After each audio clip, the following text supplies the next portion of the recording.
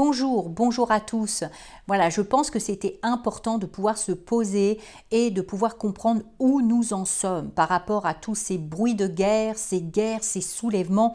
Où en sommes-nous, nous les chrétiens, de cette dernière heure et comment nous devons maintenant nous adapter et rentrer pleinement dans ce qui se passe dans ce monde sans pour autant y adhérer et accepter d'en avoir peur et d'être troublé.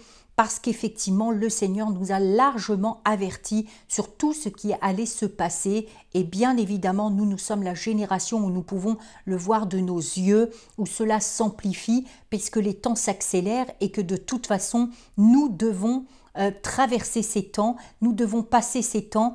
Jésus ne nous a rien caché, il nous l'avait bien expliqué, il l'avait bien enseigné lui-même à ses disciples que nous allons arriver dans des temps très difficiles. Alors c'est dans la Bible où l'on trouve de toute façon la connaissance prophétique et seule la parole de Dieu peut satisfaire notre soif de connaissance de l'avenir. C'est humain et c'est en chacun de pouvoir comprendre ce qui se passe et de pouvoir se projeter dans l'avenir.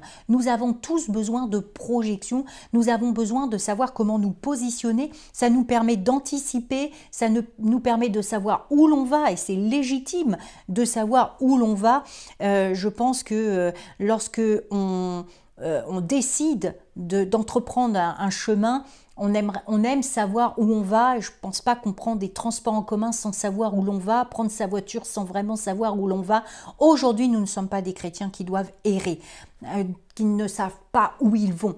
Aujourd'hui, nous devons savoir où nous allons. Et la parole de Dieu, c'est là où regorgent toutes les prophéties bibliques, donc irrévocables. Il faut savoir que de toute façon, même si nous prions et nous jeûnons, il y a des prophéties, nous ne pouvons strictement rien changer.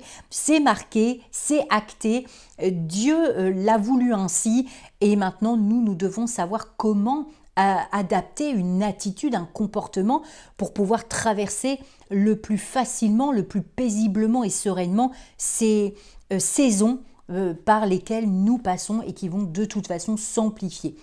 Il faut savoir que nous n'allons pas dans des temps meilleurs, nous allons dans des temps qui vont être de plus en plus difficiles, de plus en plus complexes. Et bien évidemment, là où nous pouvons aussi être alertés, c'est sur le fait qu'il va y avoir de plus en plus de tensions. Il va y avoir de plus en plus de violence. Tout va être à flux tendu aujourd'hui. Et nous le voyons bien. Et ça peut être interpopulation, intrapopulation, ça peut être entre les nations, entre les pays, mais aussi entre les peuples et entre nous, personnellement, dans l'humanité. Nous voyons bien que dans les relations et dans le contact, c'est vraiment à flux tendu. Jésus nous dit dans Luc chapitre 21, versets 9 et 10, « Quand vous entendrez parler de guerre et de soulèvement, ne soyez pas effrayés, car il faut que ces choses arrivent premièrement. Mais ce ne sera pas encore la fin. » Alors il leur dit, « Une nation s'élèvera contre une nation et un royaume contre un royaume. » Nous voyons bien que même si nous entendons actuellement des bruits de guerre, des guerres, et bien évidemment on parle de la Russie et l'Ukraine, mais on peut aussi entendre parler de tensions, de conflits à Taïwan, en Iran, les conflits aussi israélo-palestiniens, c'est très compliqué. On voit bien que comme ça, par vague, nous entendons parler de guerre, de bruit de guerre et de soulèvement. Le Seigneur nous dit que cela va arriver premièrement, cela va s'accentuer. Si cela arrive par des tensions, par de la violence, par de la haine et par des guerres, ça veut bien dire que nous n'allons pas dans le mieux. D'ailleurs, le projet du nouvel ordre mondial, c'est d'apporter la paix et la sécurité au sein du chaos. C'est leur point de vue et bien évidemment, c'est ce qu'ils veulent mettre en place, de dire créons le chaos, faisons tout pour que le chaos arrive d'une façon ou d'une autre et que ces tensions s'accélèrent, s'accentuent. Il faut savoir que eux, ça ne les dérange pas d'avoir du sang sur les mains, de voir qu'il y a des conflits, qu'il y a de la violence, qu'il y a des meurtres, qu'il y a des crimes, qu'il y a des guerres. Bien au contraire, plus il y a le chaos qui s'installe, plus les ténèbres s'installent, plus le nouvel ordre mondial veut arriver avec cette solution en disant paix et sécurité. Et d'ailleurs, notre président, lors de ces conflits entre l'Ukraine et la Russie, a dit « Nous faisons tout, je fais tout pour qu'il y ait la stabilité et la paix ». On y vient maintenant, on y vient, on parle beaucoup de la paix quand il y a des conflits, on parle de sécurité, on parle de stabilité, on parle d'harmonie, on parle de tout ça. On amène un peu justement à cela en disant « Ok, il y a du chaos, mais nous, on va vous apporter la solution ». Et c'est là qu'en tant qu'enfant de Dieu, nous, on ne doit pas se laisser avoir, on ne doit pas y croire à ça. Notre paix, elle est ici. Notre joie, elle est ici. Notre sécurité est en Christ. Et nous, nous devons, malgré tout, malgré ce qui se passe, rester focus sur le Seigneur. C'est pour ça que le Seigneur dit « Ah, mais ne soyez pas effrayés, n'ayez pas peur, refusez d'avoir peur et d'être troublés quand vous allez entendre parler de ces bruits de guerre, de ces guerres et de ce soulèvement et que les choses vont s'accentuer. » C'est à nous maintenant d'adapter la bonne attitude, le bon comportement et de automatiquement, sans réfléchir, se tourner vers le Seigneur en disant « Aïe, j'entends telle et telle chose, c'est dramatique ça peut me troubler, ça peut me faire peur. » Et du coup, tout de suite contrecarrer ça et de demander au Seigneur qu'il apporte la paix dans vos cœurs, surtout quand vous sentez qu'il y a des vagues d'angoisse ou du stress ou de la peur qui s'installe vis-à-vis de ce que vous entendez, de ce que vous voyez, parce que nous sommes les chrétiens de la dernière heure, nous devons nous préparer à une ampleur de toutes ces choses. Matthieu 24, 6 dit « Vous entendrez parler de guerre et de bruit de guerre, gardez-vous d'être troublés, car il faut que ces choses arrivent, mais ce ne sera pas encore la fin. Gardez-vous maintenant alors que ces choses arrivent premièrement. Gardez vos cœurs, gardez-vous de tout stress, d'être troublé par ces choses-là, parce que moi je suis là, je vais veiller sur vous.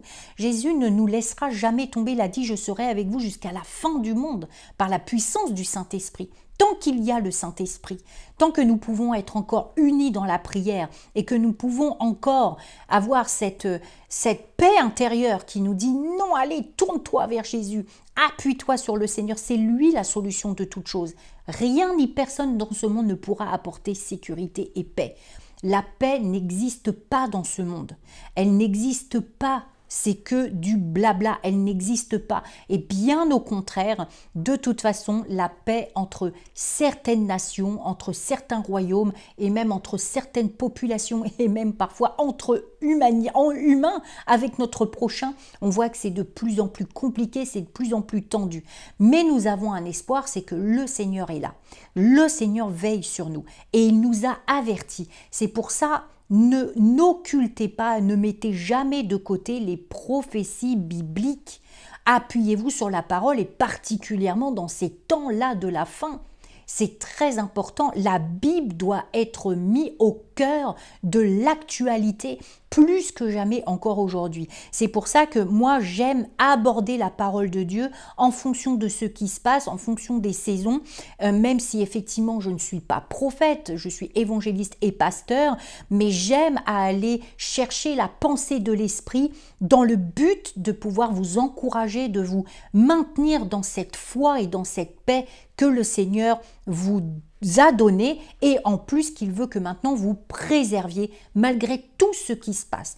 Nous attendons le retour du Seigneur Jésus, mais nous devons nous préparer. Nous devons vivre dans cette anticipation du retour du Seigneur Jésus. Nous ne devons pas subir ce que nous vivons. Nous ne devons pas subir la vie dans laquelle nous sommes aujourd'hui, même si nous sommes dans ce monde. N'oubliez pas que nous n'appartenons pas à ce monde. Nous, on est déjà partis quelque part. On est déjà dans notre éternité. Et c'est ça qui apporte cette paix, cette joie et cette espérance dans notre cœur que de toute façon, quoi qu'il arrive aujourd'hui, le Seigneur est là.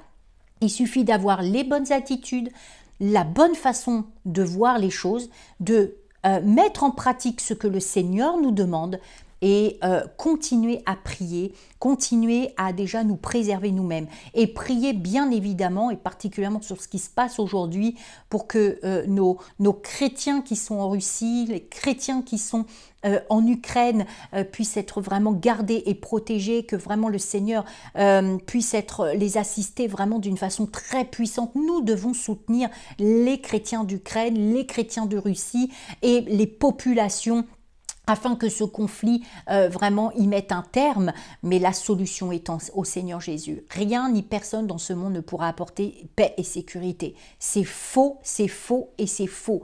Mais en tout cas, nous devons préserver nos cœurs, nous devons préserver nos pensées et nous devons adopter la bonne attitude. Nous devons être des chrétiens avec un mental fort, avec une foi forte, avec une paix extraordinaire pour justement nous aider ceux qui sont dans la difficulté, ceux qui sont vraiment dans les problèmes, dans les guerres, dans les soulèvements, en plein cœur de leur pays, en plein cœur de leur quartier, de chez eux. Il y a des personnes qui se font bombarder, ils n'ont plus de logement, ils doivent fuir leur pays. C'est terrible de tout quitter comme ça et d'attendre le dernier moment pour prendre cette décision. Eux, ils sont dans la peur, eux, ils sont liés dans l'inquiétude. Nous devons les soutenir. Nous devons les soutenir. Donc vraiment, prenez courage en tout cas par rapport à ce qui se passe en ce moment.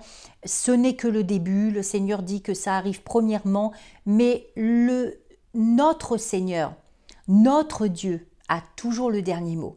Et au moment où nous n'y attendrons pas, il va intervenir. Vous savez, on dit que le président Poutine avait déjà projeté d'en arriver là et qu'il avait gardé ce mystère et qu'on s'est dit on ne sait pas ce qui se passe dans sa tête, etc. Et beaucoup disent de toute façon c'était caché, il avait déjà prévu d'en arriver là. Et c'est vrai qu'on se dit que le diable peut aussi prendre comme ça par surprise. Mais nous, quand on est dans l'anticipation des choses, quand on est au clair sur ce qui se passe et basé sur la parole et basé sur les prophéties bibliques, on peut nous dire « Ah, le diable pense que lui, il va nous surprendre, mais c'est Dieu qui nous surprend. » Et quand Dieu surprend, il n'y a rien qui peut l'arrêter.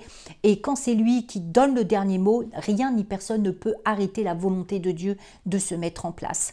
Donc de toute façon, quoi que fasse le diable, parce qu'il imite Dieu dans tout ce qu'il peut faire, Dieu, il l'imite, il n'invente rien le diable, il le copie tout simplement.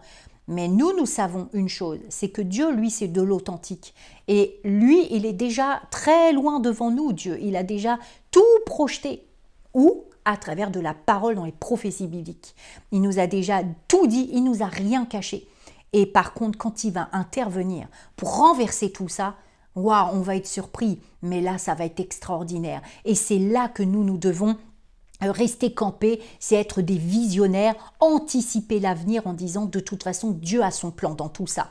Si je suis né dans cette génération-là, dans ce pays-là, si je suis là aujourd'hui, si je fais partie des chrétiens de la dernière heure, des temps de la fin, ça veut dire que de toute façon rien ne peut m'arriver, mais Dieu veut peut-être que moi je contribue, je fasse quelque chose pour changer les choses, mais en tout cas pour être un modèle et pour soutenir ceux qui sont dans la difficulté et marcher dans l'anticipation du retour du Seigneur Jésus. Il y a un prix à payer quand on est les chrétiens de la dernière heure.